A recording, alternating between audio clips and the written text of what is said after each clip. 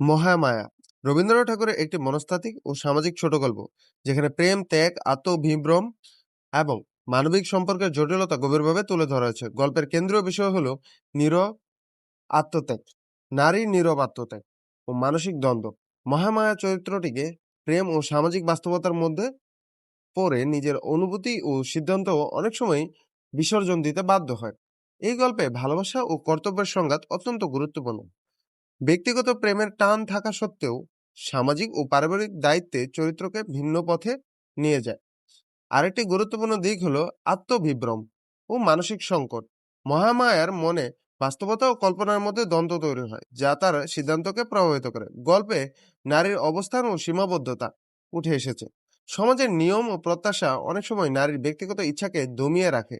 এই ছোট গল্প ট্র্যাজিক প্রেম ও আত্মত্যাগের চিত্র দেখা যায়, যা গল্পটিকে আবেগঘন করে তোলে। সংক্ষেপে, মহামায়া ছোট গল্পে রবীন্দ্রনাথ ঠাকুর প্রেম, ত্যাগ ও মানসিক সংঘাতের মাধ্যমে মানবিক সম্পর্কের গভীর ট্র্যাজেডি তুলে ধরেছে। ধন্যবাদ।